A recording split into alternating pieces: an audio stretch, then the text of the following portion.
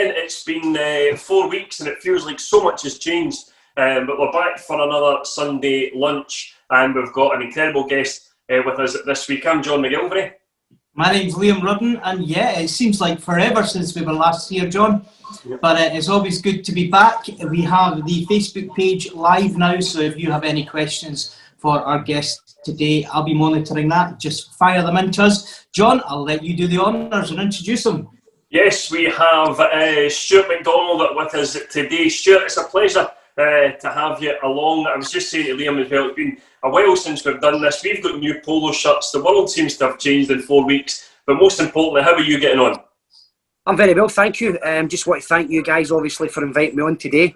Obviously, getting the call from you a couple of weeks ago, it was quite exciting. And yeah, we're doing okay, staying safe, and obviously try to just get through what we can and make sure that everybody's getting on with it. And as a fellow Arnold Clark manager, we always ask the big questions early doors. Who's the most famous person you've sold a car to? The most famous person I've sold a car to? Well, I don't know if it's maybe the correct sort of famous person, but one person that comes to mind was actually a chap by the name of Thomas Campbell years ago, who had written a few books after a few incidents, I think, back in Glasgow. But that was probably one of my bigger famous people, if you like. Not infamous, maybe, Stuart? Yes, I'd say infamous, but we've had a few football players in the past, but not as high profile as what some of us would like. But a couple of players in the past. Yeah.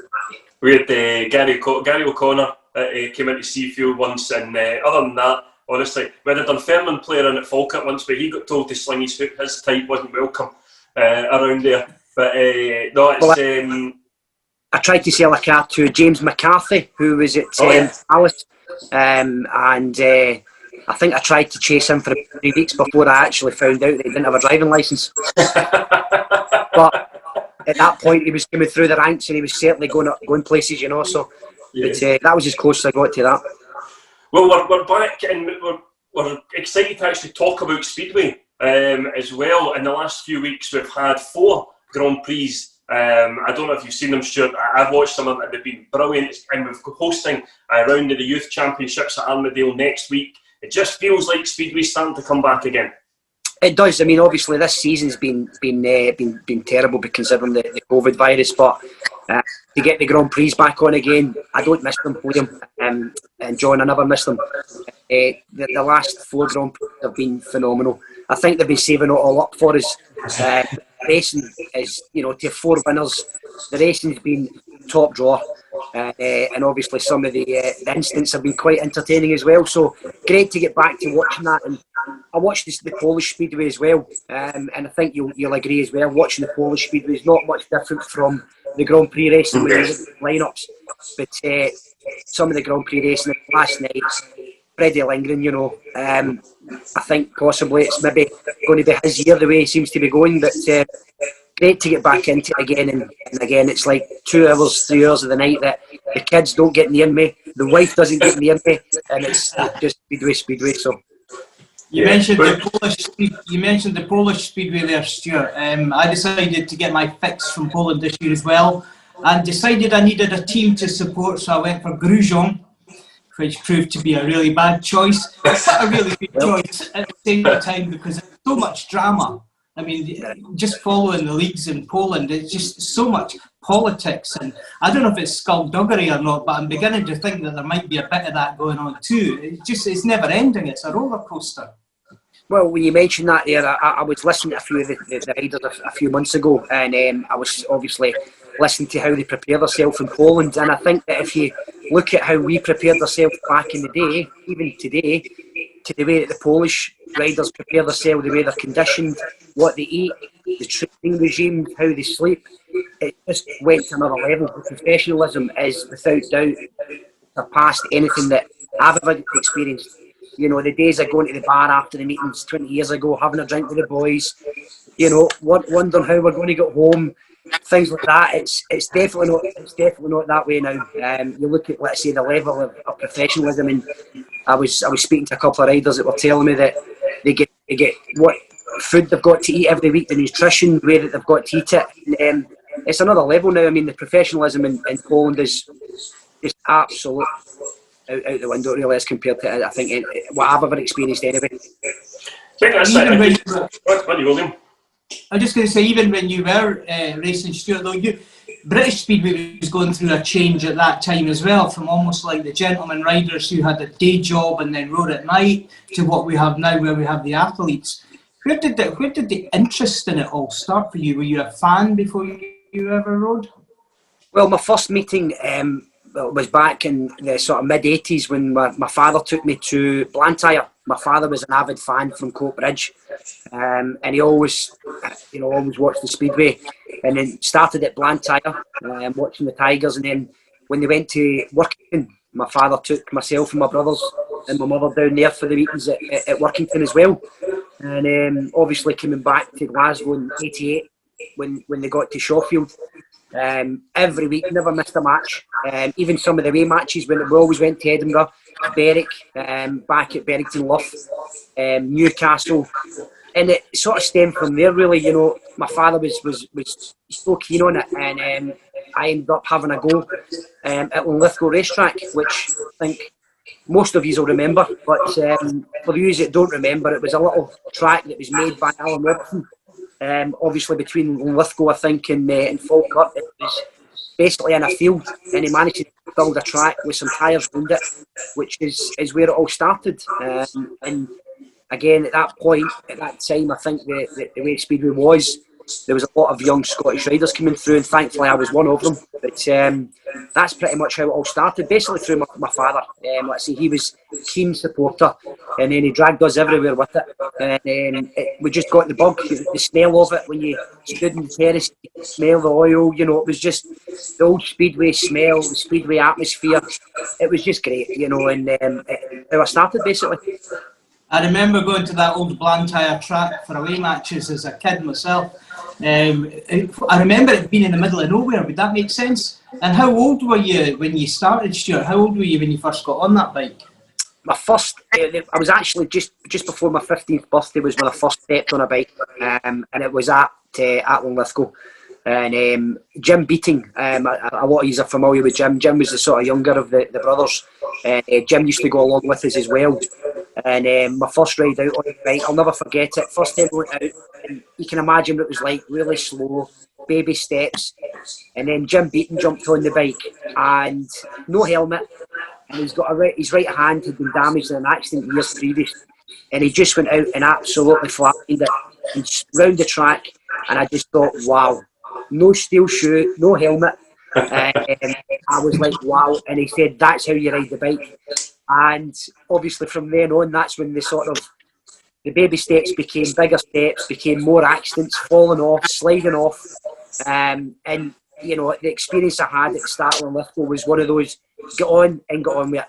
There was none of this, do this slowly, do that slowly, let's just get in and pin it. And that's one thing that Jim Beaton did certainly teach me, was just to pin it. And don't get me wrong, it never always worked, but it was a great start. Just to get back to the Blantyre situation there, where you said, well, it was actually at the side of a dual carriageway in Blantyre, and it was right at the industrial estate. And if you remember, the back straight used to stand and look over the riders. Yeah. One of my experiences, or one of my memories from there was, I think you'll remember, Jackson Irvine. It was Jacko Irvine, was his sort of, from Workington, Glasgow rider. And somebody had knocked him off. And Jacko went into the centre green and picked up a steel post and chased the rider down the straight after they got knocked off. And that was one of my memories from Blantyre, because I was only, I think, 12, 13 when I 11, 12 when I went there. But what an experience that was, watching this chap with a helmet on, running up the track. I thought he was going to do a pole vault, honestly. Up the length of the track. And there was old Jimmy Beaton as well. Go on, Jacko, go on, Jacko. And so what got you into Speedway? Sure. Oh, I could ride a bike and chase guys with steel poles. It was great. You know what? See, back then there was so many characters. I mean, I know there is now, but not the same sort of mould. You know, you look at it back then. I mean, Jimmy Beaton, God rest him, he was an absolute legend in the sport and kept it going for 30, 40 years. And, the way it was back then was very, like you said, John, it was, you had a day job, you had a night, your Speedway night, you believe it, and you'd be driving home to go to your work the next day. It was just the way it was, and do you know what? It was a great way. It was the way that we knew, and totally changed now. But the memories are just absolutely priceless, absolutely priceless. Just talking about Linlithgow, it's not something we've spoken a lot about, and it's good to have a guest on who used that as a kind of a springboard for his career. Because I remember it was literally probably less than 10 minutes from here, from my house, to what would be, it's now an abattoir, would be the Heathersfield track, and we used to go up, my dad and I used to go up and watch, and you saw guys, I remember Stuart Coleman, Derek Snedden obviously started there, it was when Blair Scott came through, yourself, there was, it wasn't the biggest track, and it played the worst music as well, if I remember, but it was a great springboard for you guys. What are your memories of the Linlithgow time? Well, obviously, when we started there, it was very basic, and there was like a sort of old porter cabin, stuff in it, and then you had the tyres around the track. I mean, Alan Robertson, his influence he had in Scottish Speed back then was just another level, and it's a shame that the same sort of support isn't sort of mirrored nowadays. But my first few years at Linlithgow was such a learning process, and when you've got the starting tapes, well, there was no starting tapes there. It was a rope they pulled across. So they pulled it across and held it. And that was the starting tapes, and that's how we used to do it. And, Blair Scott, God rest him, what an absolute great guy. Barry Campbell, myself, Stuart Coleman, you look at Sir David McCallum, I mean, there'll be riders that I've forgotten there, but you look back then and you think the mould of riders that Scotland had coming through, there was such a good bunch of lads.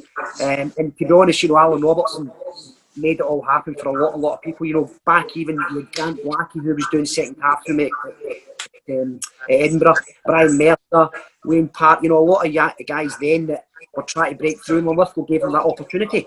And to be able to go there and do what you did, it was a case of how many people can you get on the track. We were all to do it. We're all lined up, queued up to go out, fighting to get a shot at the track. And it was a great experience. And it was part of their life. It was the way it was. Every weekend was, what are you doing this weekend? I mean, I was at school, and I was just looking forward to going in the van and driving all the way to Linlithgow and getting on the bike. And don't get me wrong, it never always worked out the way you wanted, but to see the crop of riders then, I mean, I've got pictures from back then, and it shows you some of the riders back then. You look to yourself, think, wow, it was 15, 20 riders a day. And to get that nowadays, especially from Scottish riders, it's very rare. It's very rare.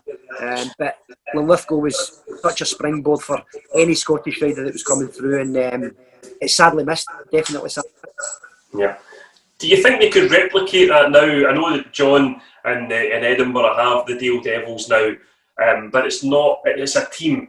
Do you think if you had a facility that was there, where guys could basically just turn up and have a skid, do you think we could get that same level of interest? Because you're saying 15 to 20 guys. You look at Scottish Speedway now. There's a couple of them, Willie Lawson, and obviously the Miller brothers are doing everything they can to break through. We hope and we wish them all success in doing that. But do you think we could regenerate that kind of interest that was there?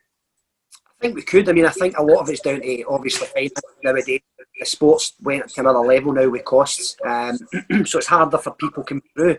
Yeah. But when you look at, I think at Duns, you've got the Courtneys that have done a fantastic job there. Setting that track up. I think you've still got one at Workington, and I look at Gary O'Hare, who, late 50s, Gary's still racing away, still goes to Lid, goes to Scunthorpe. There's some tracks down here that do still offer that facility. But I think with Linlithgow, the good thing about Linlithgow was that Alan Robertson spent time with everybody. He nurtured everybody, helped everybody. And it's difficult nowadays because finance, planning, permission. If you look anywhere nowadays, if there's a spare field, there's a house in the state going up.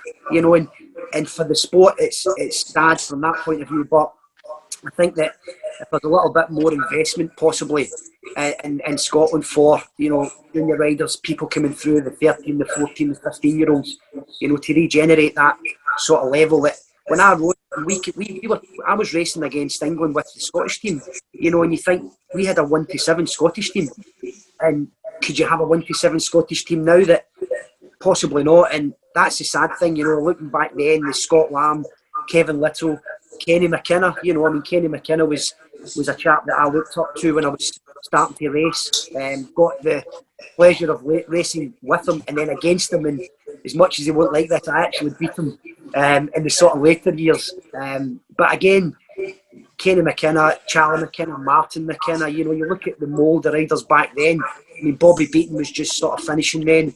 I mean, look at the riders we've produced. You know, you get Jim McMillan, you get Bert Harkins, and some level has just been phenomenal in the past, and it's a shame that we won't have this similar level now. But I think that's down to, like Talium, is John's lack of training. I mean, every weekend it was stand on, we're going to Lithgow, we're going to Lithgow, and that was the whole season. That was the whole year. You know, that was the life. I played football, I played badminton, but when you get that Speedway bug, that's it. You know yourself, you cannot get away from it, and it's ingrained you forever. That is, and it's just sad that we don't have that facility now in Scotland. Stuart, you mentioned there the cost and how it's becoming more and more expensive. What were the costs when you started? How, you know, what did it cost you to get? Did you have your own bike? Did you buy your own leathers? How did it all work? Well, fortunately enough, my father was a massive influence on me. You know, a lot of the reason that I got to race was because of my father, my mother, the backing I had from my family. And to be honest, if it hadn't been for that, I wouldn't have been able to do what I did in the period of time I did it in. But then you could buy a bike, Liam, for £700-800, £900, a good second-hand bike. A brand new bike then would even cost you £2,000, you know, and the cost I think now involved is more than double that. Well, it is more than double that for what you're looking at. But back then, I mean, the first bike that I actually got was actually from Les Collins. It was a Westlake that Les had built for me. Because at that time, I think we'll all agree, Les was legend, still is, but at that time when I started racing, you know, he was 7-8 years after his world finals and still at a massive level, still a great rider. So everything that my dad wanted me to race on was basically provided or built by Les. And I think for all these that will remember Les, everything in Les's bike was Java. The clutch, chassis, the engine. And back then, it took quite a skill to race with a Java clutch. And believe me, Les Collins was a master at it, an absolute master at it. But the cost then was very limited into what it is now. I mean, you look at the riders nowadays, and I was watching a programme on as well a few months ago about Grand Prix riders on BT Sport. One Grand Prix rider had 14 bikes. Yeah, 14 bikes. You know, wow. I mean, I've got 14 bikes, but they're miniatures. You know what I mean? You look at the level of professionalism now, and it's a full-time profession. You know, and it's totally changed.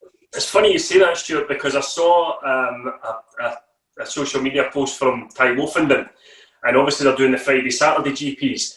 And he's got his equipment, and he's got the leathers hanging up, the Kevlars hanging up. And I was thinking to myself, God, he'll need to sell up the road and wash them. He's back out tomorrow. And another meeting, and then you think, no, he won't. He's probably got about 15 of them, like you say. Yeah. In his case, it's a completely different world because, you know, speaking to riders, you know, right, I've got a meeting tomorrow, you get home, get the bike washed, get the leathers washed, and that, and back out again tomorrow. And that's at Premier League level. And then these guys at these levels, like you say, with all those bikes, it's crazy. We've had a couple of messages from the outside world. Caroline Watson's message, Stuart, to say, it's good to see you. Always a friendly and fun guy back in the day. Well, Lithgow at the weekend was great fun. Riders like Stuart kept Mag Sutherland and I busy as we did the first aid. Also remember the field of cows that stood and watched the track action. I remember Stuart Coleman ending up in that field one day. I don't know if you remember. Listen, I think Stuart Coleman ended up in that field quite a few times. It was wild. And to be fair, I think round the Lithgow track at that time there was quite a few wild ones. My brother being another one as well. My brother, he rode it in Lithgow. Plenty of that, but just that was it, you know. And Caroline, Caroline was phenomenal back in the day. Back to a lot of us as well, rider wise. Massive supporters, massive, and you know. It was people like that made it tick that day. And the memories are just, you know, they're priceless. They're priceless. Yeah, Lynette Linton had mentioned that she remembered the Lithgow and it was nice to see you, Stuart, and that you're looking good. And Ian Adam has said, I can remember Stuart being a brilliant heat leader for Glasgow in '98. Ask him if he remembers almost buying an ex-Kenny McKenna bike from me. Vaguely. I remember Ian, he had a bike there, and I remember having a bit of a negotiation to him, but Ian Adam, I mean, what a photographer. He sent me some photos actually recently, and just what a photographer. Still going as well at it, and you know, people like that is what the sport needs. You know, Ian's been there since I remember. I really do, and he's not that old, so don't worry. You know, again, people like Ian Adam keeping the sport going, sending me photos, you know, after 10, 20, 30 years. It's great because, you know, the Speedway world then was a family, and it still is, but I think then we were more of a family, if you know what I mean, because of the way it was. We worked, you know, working and racing. And some of the trips we had in the buses, wow. I mean, Edinburgh, Glasgow trips, obviously John Liam, but if I wasn't racing a match, I went in the bus, and some absolute cracking trips. There really was. There was some cracking trips, and a few of the people that's just been mentioned there, we probably mentioned a few of the trips that we had at the Falls back in the day. So yes, some really, really good memories. Stuart, you're a Bells Hill boy, and you supported Glasgow, and your first team was Edinburgh. So, yes, how big a decision was that? And how did it come about? Do you know what? I was classed as a bit of a Judas, and I know that there's obviously the Glasgow-Edinburgh sort of rivalry, but I mean, I'll be honest with you, see at that moment in my life when I was 16, looking at signing professionally, Edinburgh Monarchs were the most supportive to me. You know, Alan Robertson at the time was instrumental in it, massively. I think he might have told a few porky pies, but the interest he had, John and Ali, you know, they wanted me to ride for them. They were happy to give me time, and so was Glasgow. But I think with Edinburgh, they were a bit more. They would give me more opportunities, and that at that time, I chose to work or to race for the opposite from what I supported, and I got a bit of a stick for it, to be honest. I did, but do you know what? I then jumped back, and then back, and then back, and to sign for Edinburgh, it was a massive thing for me. I was in the back of the evening news. I've still got it actually. It was Cinder Kid, first Cinder Kid for 35 years to make his debut at 16, and it was a proud moment, a really, really proud moment. And at that time, Edinburgh Monarchs were you know, they were doing everything for me they could, and I'll be honest, like I say, a couple of these stories, but it was a no-brainer at the time, and they were racing at Powder Hall, which was a fantastic venue, absolutely fantastic venue, and it was, yes, I got a few. I think there was a few messages and a few. I think there was something in the paper actually the next day from Neil McFarlane that wasn't too warming, which actually started the sort of my father and Neil becoming very, very good friends, because my father did actually phone Neil at the time and thought, "Why are you saying that about us?" Because I'd signed for Edinburgh and not Glasgow, and Neil and my dad had a wee chat about it. I was there, and they went from having a bit of a "you should sign for me, you should sign for me," and then that was it. They became very, very close friends, which they are today.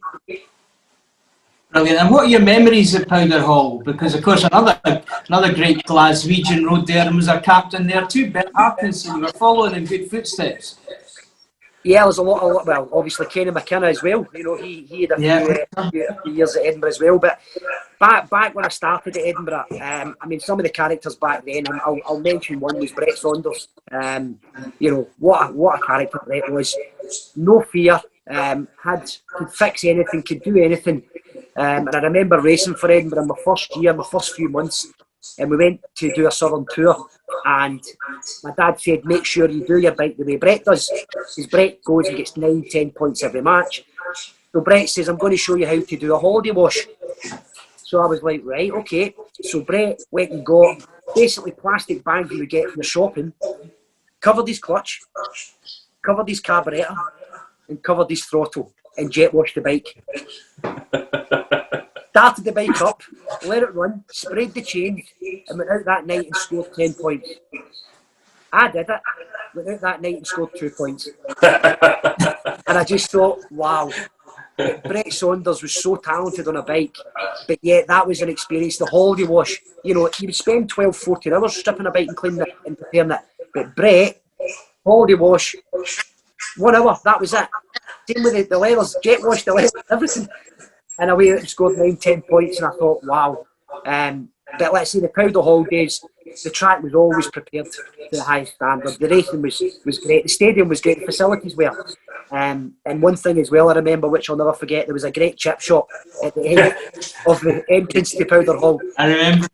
Which was my first introduction to salt and sauce. Salt and sauce, right? Salt and sauce. That was my first experience. It was very good.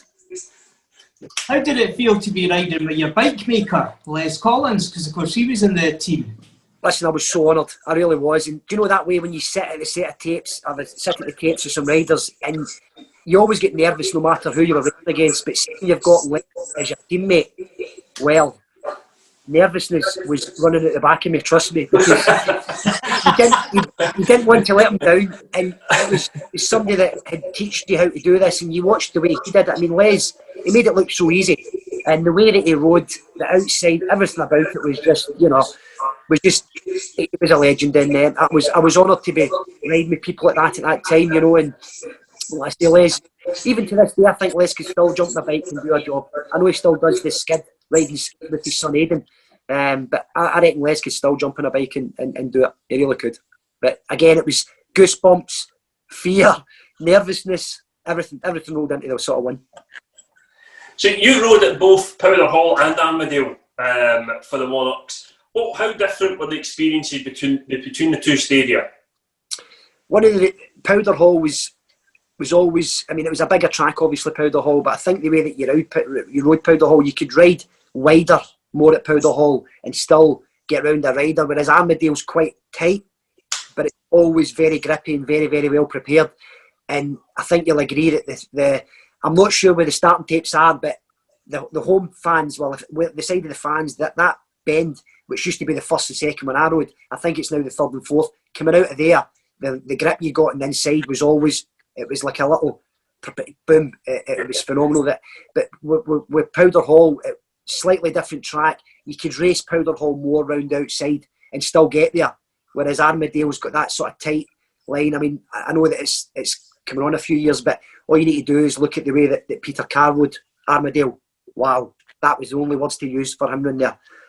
But Powder Hall was a little bit more difficult to ride because it was quite grippy, and it was quite the way that you rode the track, it was quite long. And let's say the outsides were Les Collins outsides, third and fourth bend at Powder Hall, phenomenal. And that's where I think with Armadale you get more of an inside line there. Do you think there's similarities between there and Wolverhampton with Monmouth Green? Dock Bridget probably at the heart of that, because you see that line coming out the second bend at Monmouth Green. If you can get the inside there, it's almost like an arrow along the back straight, and I think it's now the third bend that you're talking about. You can get that off the inside there as well. Yeah, definitely. I mean, Wolverhampton, when I rode there, the track, the inside line was the one to have. It really was. And the first and second, well, came out the second bend. And to be fair, so was the third and fourth, the sort of fourth bend came out of there. But you had to be right on the line. There's a little bit of soft dirt always on the inside there. But again, both well prepared. I mean, Dock Bridget, you know, I don't think there's a better track man on the planet. And sorry to anybody else out there that prepares him. I know that Colin Meredith and his son, obviously Andy, does Bellevue, but Dock Bridget was phenomenal. Track management, preparing the track, his team management, his skills and his motivation, but the track, the way he prepared it at Wolves and Edinburgh. That's why, you know, such high profile clubs wanted Dock, because I mean he could shut his eyes and do a track, and it was always consistent and it was always grippy, and that's one thing I would say about both the tracks. Very similar, John, like you say, it was the same sort of lines, but obviously slightly wider at Wolverhampton, but very, very similar to this, very similar to ride. Kevin Little was with Edinburgh in '99, and he was also there when you rode for them in '93. So was it good to catch up with him, to be reunited? It was. Kevin, actually, one of the things about '93, I think Kevin will probably remember this. Well, he will remember it because it was quite an experience. We rode at Oxford in '93, and I had quite a knack at getting out the start.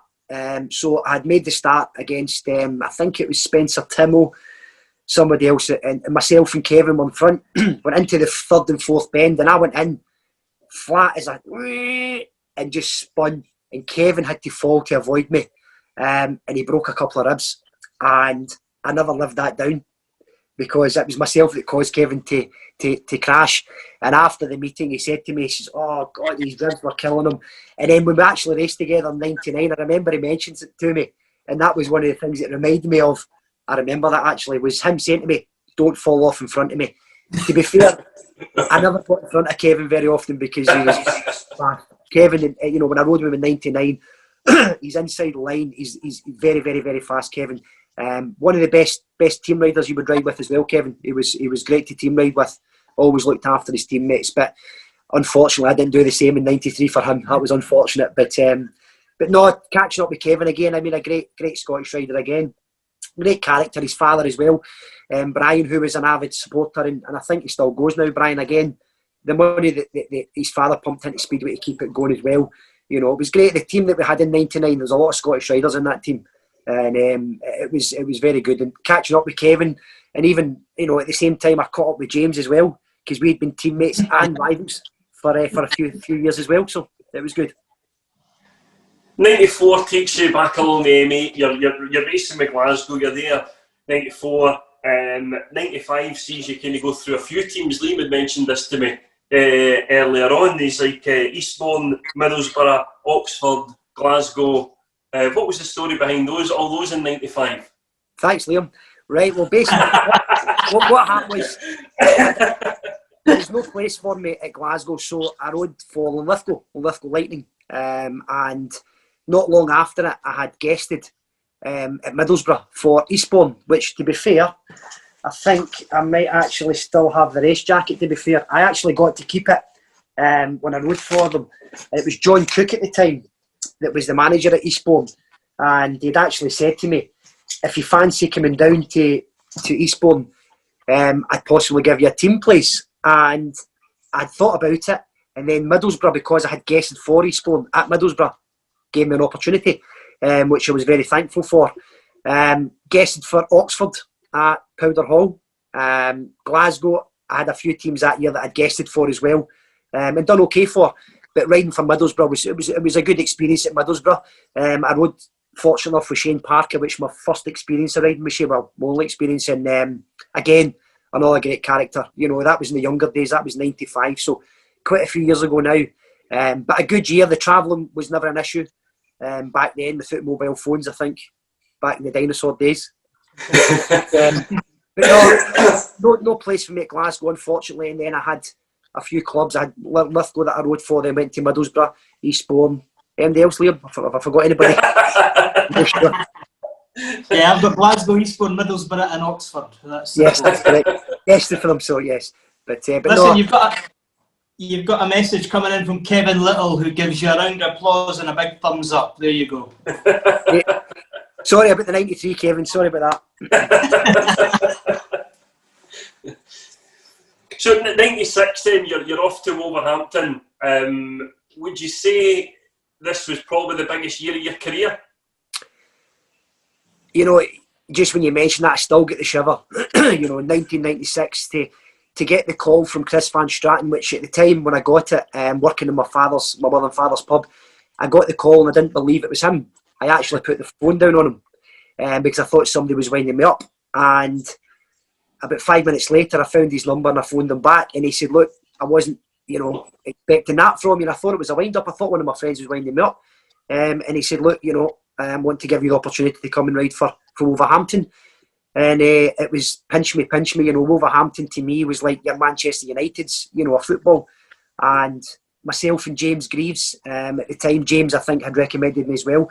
We both met Peter Adams and Chris Van Straten in Leeds in the winter at the Hilton Hotel. And a bit of a story, but we agreed a deal, and we were actually at a Star Trek convention at the Hilton Hotel. We're actually in the middle of a Star Trek convention, not intentionally, but it was part of it. Yeah. And Wurzel Gummidge was sitting next to us, believe it or not, John Pertwee. This is right up William Street now, and it was quite an honour to meet that sort of level of Chris Van Straten, Peter Adams, and they drove up to Leeds from Wolverhampton to meet us, and it was, you think, wow, they've went to a lot here. And the 96 year was phenomenal. I mean, riders, some of the riders there, Ronnie Corey, Peter Carlson, Michael Carlson. I mean, I got friendly with Sama Malenko, Chris Manchester. I mean, some of the guys then that I was involved with was just phenomenal. Peter Adams and Chris Van Straten, what they've done for the sport at Wolverhampton. You've got to put them on par with Alec Harkis and John Campbell. These guys have kept Speedway alive for how many years? 30 odd years. And, this is what Speedway's always needed, and people like that. And to get the honour to ride for them, it was an eye-opener. The professionalism again then, from, what I was used to, was just another level. Chris Van Straten said to me, how many bikes do you have? I says, 1.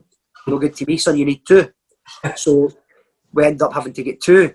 But then just the way that they raced, the way they prepared themselves, and again, phenomenal year, great year. Teammates then, I mean, James, that was my second time with James. George Stansel, Craig Taylor.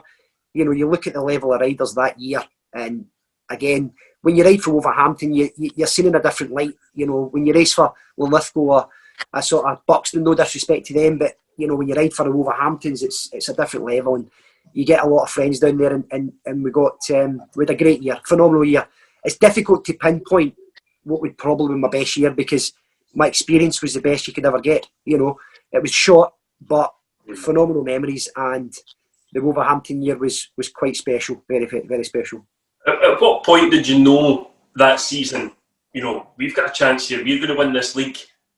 Was it early on? Did you go, this is a great team I've got here? Or was it towards the end? At what point did you know this was going to be special? When Ronnie Corey won the race against Swindon, we actually won it. Do you know what? The whole season, from the start to the finish, we never changed the team at all. It was the same 1-7 that finished that started, which I think was a tremendous, a tremendous year for riders, for the management, because Peter and Chris had worked hard to get the team together. Mm-hmm. But I think that I think we'd won it Poole, we won at Reading, and then we won at Sheffield, and I think then that's when we started to think it's going to happen. And I remember Swindon were so many points behind, but had so many matches in hand, and it was against Swindon at home. We had to beat them to get the point, because we never, if I remember correctly, we never lost a bonus point that year at all, which was again massive, because that was what I think won his league. But the grit between the team, the professionalism, the way we worked together. Peter Adams, maestro, absolute maestro, keeping night before a match. First experience, would go for a meal the night before a match, and I don't know if it was because he wanted to keep an eye on us to stop us drinking, or if he wanted the motivation. But that year, just riding with these guys again, phenomenal, and the professionalism. Looking at their bikes, the way they set them up. Spending a month with these guys, I was setting my bike up the opposite I would ever set it up before. And you think, so simple, the things that you could learn, but you didn't know. But it was the away matches that made us think, I think it's going to happen here. And until the actual final, Heat 15 that Ronnie Corey won, and I think actually, yes, he won it, and it passed Brian Carger and Jimmy Nielsen, I think, to win it, and that was it. That was the party started. It was phenomenal. It really was. It was. In the conversations I've had with you, Stuart, you speak very highly of Ronnie Corey, and before we came on live, you showed us the race jacket you've got from his testimonial.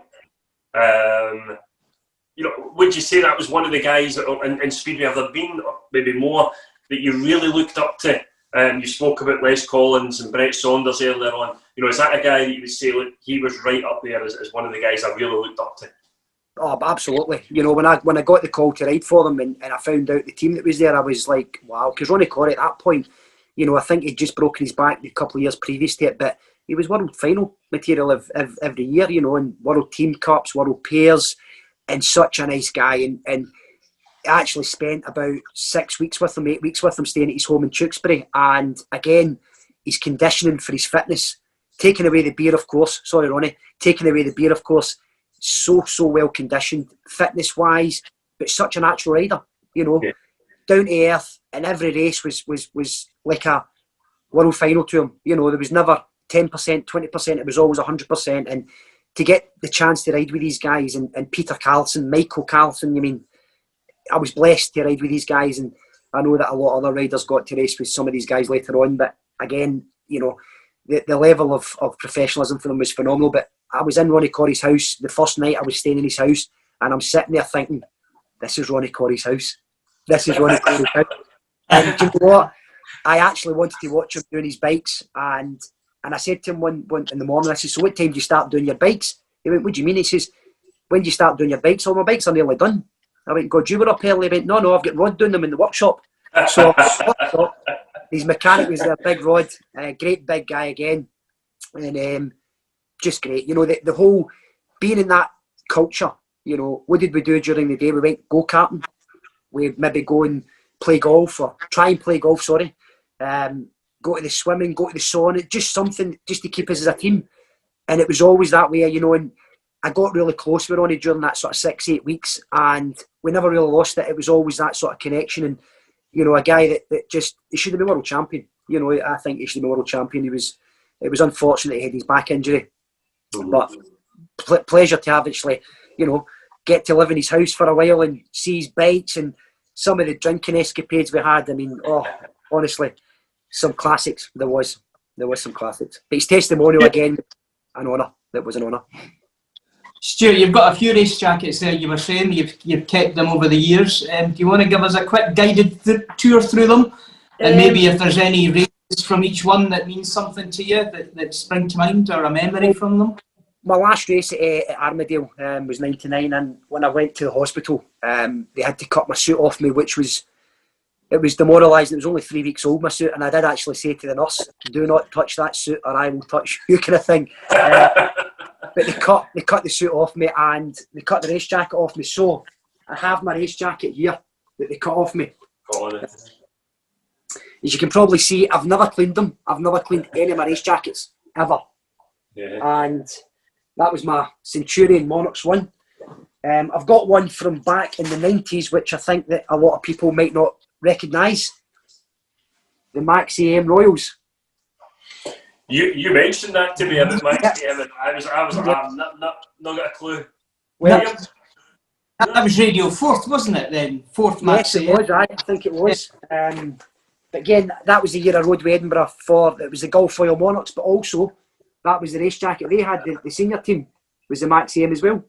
So that was my team race jacket with Edinburgh. Obviously, Ronnie Corry won.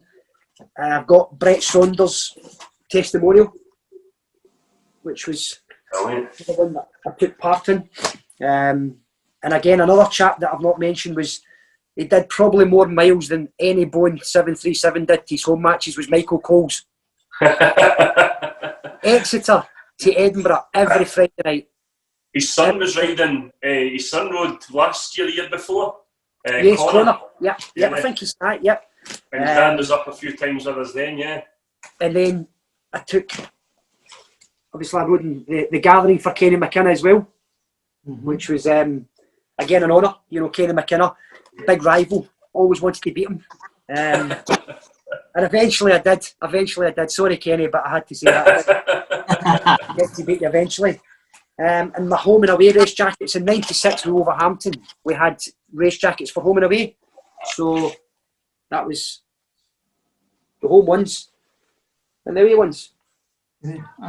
So kept them. I've obviously got a couple of Judas race jackets, which I've kept as well. Again, look at them, they're still dirty. I've never cleaned any of my race jackets. Ever cleaned them. There's one for you, Liam. There you go, Middlesbrough. And also, another person that's had a massive influence in my career as well was Nigel Crabtree. I rode with Nigel's testimonial. I rode with Nigel in '94. He did make a comment earlier on. I did bypass it. I'm trying to find it when you said you surely must have enjoyed riding for Glasgow more when you were talking about riding at Linlithgow, but I patched that and let it go. But since he's a big influence on you. Eastbourne as well. Kept them all. So, yeah, you said to me on the phone that you kept them all, and I couldn't believe it. And seeing some of the old race jackets there, they're incredible to see. Yeah. What do they mean to you? What does it mean to you having them, Stuart? Well, I've never got rid of them. I've had people approach me about buying them, and listen, I wouldn't say that I'd never sell them, because if somebody said to me there's £1 million, of course you would. But that's my history. I rode with them. I've got memories from every team. I could pinpoint quite a lot from every year that I rode on, and they mean a lot to me. They do, because I've kept them. I've even kept my helmet that I got through Bert Harkins. There you go. There's Bert's little. There you go. His Premier helmet. And I used to wear a skip cap as well between races this was from '93. And I actually, it's not a Speedway, but it was a quick, and I've kept that, which is just a bit of memorabilia. That was what I put on between races. And I've still got my race suit as well, which is in the garage. And I should also be acquiring a Speedway bike in the next week or two. Which is nice. So the comeback's on, Liam. You heard it here first. Well, I don't know much about the comeback, but now, you said to me on the phone, Stuart, that Jason Crump is how much older than you? No, I think I'm 2 weeks older than him. 2 weeks older than him. If he can do it. Well, listen, if I could come back and do anything like Jason Crump could do, trust me, I'll be back on the bike tomorrow. I would be. So what's the plan, Stuart, then? What's the plan? Well, I mean, John will agree with me here. When I worked for a fantastic company, Arnold Clark, 13 years now. The hours are obviously quite long, but very rewarding, and it takes away the sort of Speedway matches that I'd like to get to.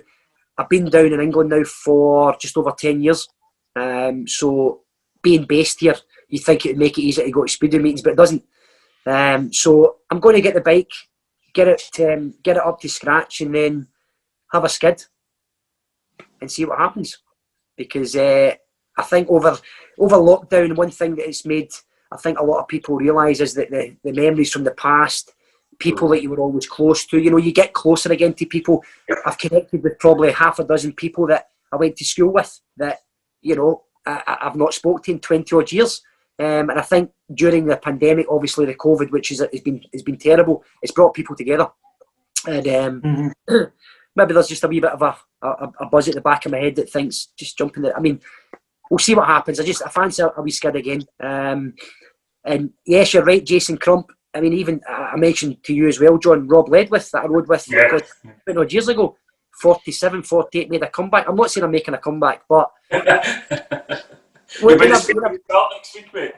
you know what?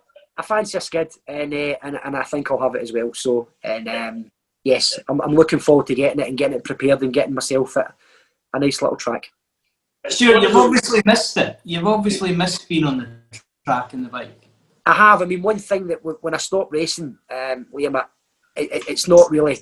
I wouldn't say you're not as extreme, but I started snowboarding, and it was quite an extreme thing to do because I wasn't that good at it at the start. It was let's go as fast as we can, crash and worry about it later. But as you get older, when you crash, it gets a little bit sorer, longer to heal. But I've missed the buzz, and I have to admit, being in lockdown and speaking to a lot of people, I'll be honest. When I found out that John, when John was doing the presenting, he was an Arnold Clark manager. He never knew this, Liam, but I actually phoned him intentionally, right? Kidding on a one for the car because I wanted to speak to him, because when I was at Edinburgh, I had a really good relationship with Scott Wilson, and I think was one of your friends as well. And Scott was great. And when I found out, obviously, that John was in it, Speedway is a sort of family sport that when you're involved, it doesn't matter how long you're involved, you're part of the crew. That's it. You're part of that team, and that's that's been pretty much it. But I'm definitely needing a skid. I'm going to have a skid, and I think it'll be good. Well, you need lots of pictures on Facebook so we can follow your progress again. Don't you worry. Listen, if Gary O'Hare can do it at 56, I'm sure I can do it at 45. So it's one of the things, every person that's come on here, you ask them why they race Speedway, and what you've just said is every answer that they've given us. It's the buzz. Yeah. It's simple. It's not for money, it's not for glory, it's the buzz. It's the doing it because they're not, there's something, I wasn't even really that good at it at first, but the buzz was what made them come back for more and more. And I spoke to you about Alan McFarlane's track that he had at his house, and we went for a wee shot there, and I bumped into the fence, hurt my wrist, and I was like, you can have that back, see you later. It's not for me. But even in that short, very, very short time of the no breaks and all that sort of stuff, you realise just how easy it is to get the bus. It's great. I mean, you know yourself, and you've just said that, but when you smell it, it was the smell that got me when I went. And, myself and my brothers used to go and stand at the third and fourth or the first and second bend, get the stones hitting us, get the dirt hitting us, and we'd go up the road. My mum would be like, look at the clothes, look at your hair. And do you know what?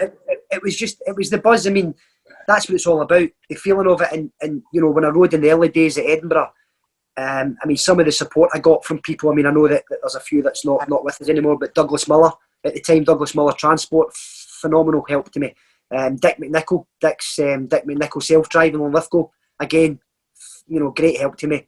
Fantastic. The Beatons family, they helped me no end. The Beatons family, Jim Beaton, Bobby, and old Jimmy used to get into the yard and, Jimmy, I need to use a jet wash. Just use whatever you need, son. Just use whatever you need, son. And it was that was the way it was, And again, some of the backers I had over the years. James Manson, Top Class Travel. James was a great help to me as well. And there's a lot of people that I could mention that I might not mention that I forgot. But without the support of these people, you wouldn't be able to do it. And I think that when you look at the backing I got from my father, again, it was priceless. I had the fortunate position where I had that. And I know that there's people out there that if they had it, might have went further in the sport. But I just think that with the way that Speedway is, the buzz, once you go into the stadium, once you get the jacket on, I was one of the guys that wore the Glasgow Tigers jacket. I went to Belgium when I was 15 or 14 on a school trip, and I seen another Glasgow Tigers jacket in Belgium, and I couldn't believe it. And it turned out that it was actually Stuart Coleman's little brother, Graham, who became one of my mechanics, phenomenal mechanic as well. But again, in Belgium, there's a Glasgow Tigers jacket. I was in Amsterdam, and I bumped into 5 or 6 fans there, Douglas Miller, a few others that were away to Assen for the Ice Speedway. And I thought, wow, you go everywhere. And I even bumped into Brian Carger in Gran Canaria. And I was actually in Gran Canaria, and on the same holiday, I was in a bar in Gran Canaria, and I'd just moved to Edinburgh. Moved to Glasgow from Edinburgh, and this little boy came running into a bar and called me. I'm not going to tell you what he called me, but he was told to call me something in a bar in Gran Canaria. I couldn't believe it. He was that size, and he came in, and because I'd went to Glasgow, and I thought, can't believe that, I'm in Gran Canaria. And I actually went, and I seen the dad, I recognised the dad, and he went, good luck. And it was just, once you're involved, once you're in it, that's it. And it's a great sport. It's a great family sport. Everything about it's great, and you meet great people. You do. We did. I was going to ask you about your last year at Edinburgh, Stuart, because it's the only thing that we haven't quite really covered yet. But obviously, you're going to buy a bike, so it might not be your last year at Edinburgh. But 99, talk us through it. It's your last year. You were relatively young then, for it to be your last year. How did it come, the signing for Edinburgh, and obviously how did it end? Well, in 97, to get back a couple of years, I was with Glasgow. I had a good year in 97. Then the end of the season, Brian Sands took over at Glasgow, and there was no really much communication on a position there. And I was sort of 8-point average, and I thought, I'll get another spot at Glasgow, but it didn't really go that way. So there was not a lot of interest. And in 98, I opted to play junior football for a few months. And then I was asked by John Woolridge, God rest him, who was one of my sponsors at Wolverhampton, who was in charge of Stoke with Dave Tatum, to come and join him. And it was from there that I had an average season compared to the year before, played football, put some weight on. And then in 98, I got the opportunity to join join Edinburgh. I think it was Alec at the time that had phoned me and said, look, I think it was Meadow Hall or Meadowbank. We went to one of the video nights, and if I remember correctly, I don't think I was welcomed as well as I thought I would be, because obviously I had been Glasgow, Edinburgh, Glasgow. But 99, it didn't turn out the way I wanted, but I had a reasonable year. Maybe not from point scoring point of view, but I had a reasonable year from my own point of view. And again, had a bad injury. I hit the back of Tommy Palmer's bike, going into the end was just the first and second bend. A little bit of impatientness, if you like. But unfortunately, that injury was quite serious, and it did a bit of damage. And then I couldn't really do much from then onwards. I couldn't do anything for about 18 months. I broke my wrist, but then it needed to be rebroken. And to be honest, I had sort of fell out of love with the sport, if you like, with the racing. Still wanted to go and watch it, but the racing aspect of it, at that time there was politics with the tyres changing, there was fuel, a lot of things that sort of, I started to lose interest a little bit. The buzz wasn't away from the Speedway, but the racing was. And the family business at the time was doing really well, and I was taking more to do with that. And unfortunately, it just turned out that I never get back on a bike again. I think I rode 2 years after that at James Greaves' testimonial at Glasgow. And I was leading my two first races in the main meeting, and I ran out of steam. My arm started to go about the third lap, and I was like, no. It was just unfortunate the way it worked with me. And 99 was my last year, which I do regret. I think that if I'd have stuck at it a little bit longer, I could have got to a little bit more of a higher level. But I wouldn't regret what I've done. I wouldn't regret the racing, the people I met. I mean, just to mention somebody else was Ali Fife at Edinburgh again, Broughton College. Ali was fantastic support to me at the time as well. But again, I just, I didn't get back into it again racing-wise. The business was taking me away a bit more. And I think you'll agree that when you race Speedway, I was always quite up and down my weight. And the 6 foot, it's difficult to keep weight off you to be the Billy Hamill, the Greg Hancock, your Ty Woofenden, Peter Carr again, small, but again, I just thought, I don't think I'll be back on a bike again for a while. And it's been a while, but you've got unfinished business and you're going to put it right. It is, yes. I spent a few years obviously working the family business, and then I joined obviously Arnold Clark, and again, had a great 13 years with them. And again, I do want to, I'm going to jump my bike again. There's no doubt about it. Where it will be, I'm not sure yet, but it's definitely something I want to go and do, and I definitely want to have a wee buzz again. And listen, I don't think it's possibly going to be I'm going to come back and race full time, but you never know. You just don't know what's around the corner. Listen, we never knew it was around the corner with being COVID, and if I win the lottery tomorrow, maybe I'll phone Alec and phone up and say, listen, do you need a reserve? Because you know what, why not? You never know, and that's the thing. I'll never say never, because you just don't know. Willie Lawson came back, and look what he's doing now. Exactly. Listen, there's a lot of riders came back, and I think that, again, you're starting to push me a little bit now, and I don't think I'm going to commit to riding for Edinburgh just yet. But again, I just... Contracts here, mate. Contracts here, ready to listen, I think Eddie Hawthorne will have something to say about that. But no, I think that... I'm busting to get on the bike. I am, and Nigel Crabtree has obviously been assisting me with that, and thanks, Nigel. And yes, he's been helping me obviously through this, and I think that I'm looking forward to it. Brilliant. We'll just take wrap things up. Bartley Kennett, he's spoken to us a few times on this. He's said that his mate Brett Saunders, a lovely man. Nigel Crabtree's a star, and he mentioned that you're so true, Stewart. Speedway family is easily the best. So without doubt, and listen, thank you very much, guys. And again, Barney, he's been popping up at a few Speedway stars lately, and a couple of things as well, and a few things across. But again, I had the pleasure of riding with lots and lots of good guys, good people, some great characters, and the memories will stay with me forever. But listen, there might be more memories in the corner with some more stuff. You never know. Yeah. Well, it's been great having. It's been brilliant. Yeah, it's good having a Sunday lunch with someone who understands what I'm saying, because I we know had that. Barker the other week there, and I introduced him as the drill instructor from Full Metal Jacket. No, I think for an hour he just didn't understand a word I said, so at least we've had that, Stuart. But is there anyone, I don't know, you mentioned a few people there. Is there anyone you want to thank just before we go? I mean, the people I think I've pretty much mentioned. Somebody that I forgot, I do apologise, but my parents, my mum and dad, my dad, they were massive influences on me. Alan Robertson, Dougie Miller, Ali Fife, James Manson, the Beatons, Neil McFarlane, to ride for some of the clubs that I did, the influences that they had. I mean, Chris Van Straten. I think if I'd have let Chris Van Straten, he'd probably have taken me and raced me abroad a lot, possibly. But great people, and I'm now happily settled with my two boys and my wife Holly, Callum and Alfie, down in England, and yes, they're certainly bursting to see me on a bike, because as much as they've not seen me, they see me on YouTube. I put a lot of them on. I've still got every race meeting that I've ever raced in on video, believe it or not, and DVD. Brilliant. Yep.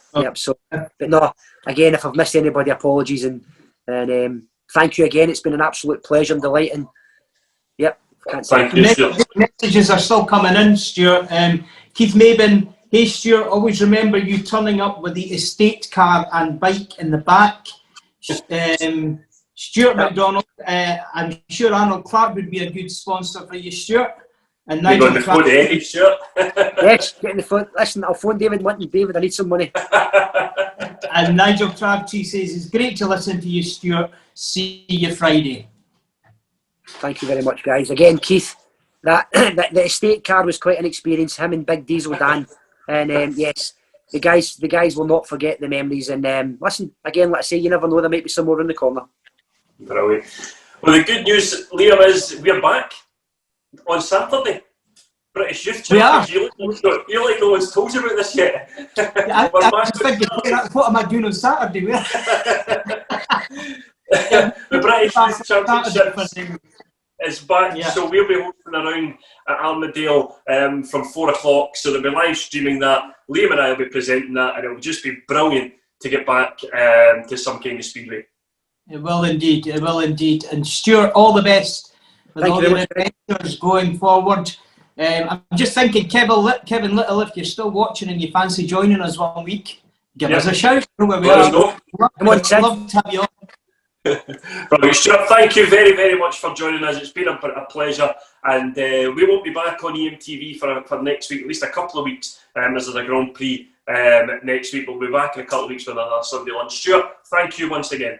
Thank you. Stay safe, guys, and take care. Thank you very much. Thank you. Cheers. Bye-bye.